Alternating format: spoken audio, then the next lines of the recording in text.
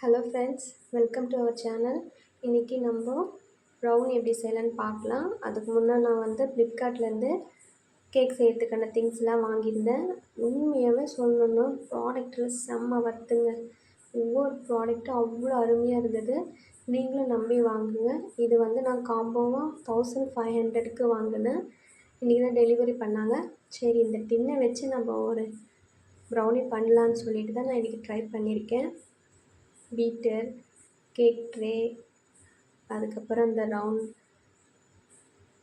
Knife எல்லாமே வந்திருந்தது. இப்போ நம்ம ப்ரௌனி பண்ணிடலாம்.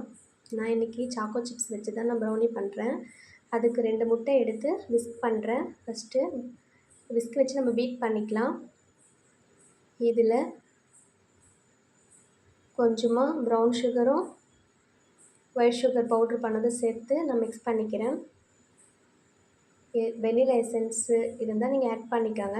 நான் இன்றைக்கி ஆட் பண்ணலை. இது கூட ஒரு பிஞ்ச் சால்ட்டு, அதுக்கப்புறமா cocoa powder, choco chips melt பண்ணது, மைதா, இதை தான் நான் இன்றைக்கி எடுத்திருக்கேன். முதல்ல சாக்கோ சிப்ஸையும் பட்டரையும் நம்ம டபுள் பாயிலிங் மெத்தடில் மெல்ட் பண்ணி எடுத்துக்கலாம்.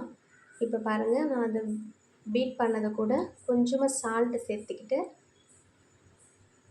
மெல்ட் பண்ணி வச்சுருக்கேன் சாக்லேட்டையும் இது கூட சேர்த்துக்கலாம். இப்போது கொக்கோ பவுடரையும் மைதாவையும் நம்ம மிக்ஸ் பண்ணி வச்சுருக்கேன். அந்த ஜலிச்சு எடுத்துக்கலாம்.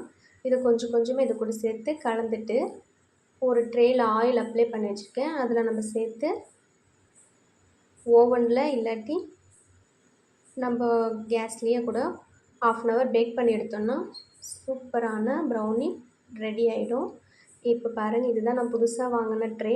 இதில் நான் பேப்பரில் ஆயில் அப்ளை பண்ணி அதில் நான் இந்த பேட்டரை ரெடி பண்ணி வச்ச பேட்டரை சேர்த்து சும்மா அந்த ஏர் பபிள்ஸ் இல்லாமல் இது மாதிரி பண்ணிவிட்டு இது மேலே நான் சாக்கோ சிப்ஸை தூவி விட்டுடுறேன். சரி, எல்லாமே டார்க் சாக்லேட் யூஸ் பண்ணி பண்ணுறோமே, இன்றைக்கி சாக்கோ சிப்ஸ் வச்சு பண்ணலான்னு ட்ரை பண்ணால் டேஸ்ட் செம்மையாக இருந்தது. நீங்களும் ட்ரை பண்ணி பார்த்துட்டு எனக்கு சொல்லுங்கள். கொஞ்சம் ஒயிட் சாக்கோ சிப்ஸும் ஒயிட் அதில் மேலே போட்டுட்டு இப்போது பேக் ஆனதுக்கு செக் பண்ணிவிட்டு நான் ஆற விட்டு கட் பண்ணி எடுத்தேங்க. சூப்பராக இருந்தது. ட்ரை பண்ணி பார்த்துட்டு என் சேனலை சப்ஸ்கிரைப் பண்ணுங்கள்.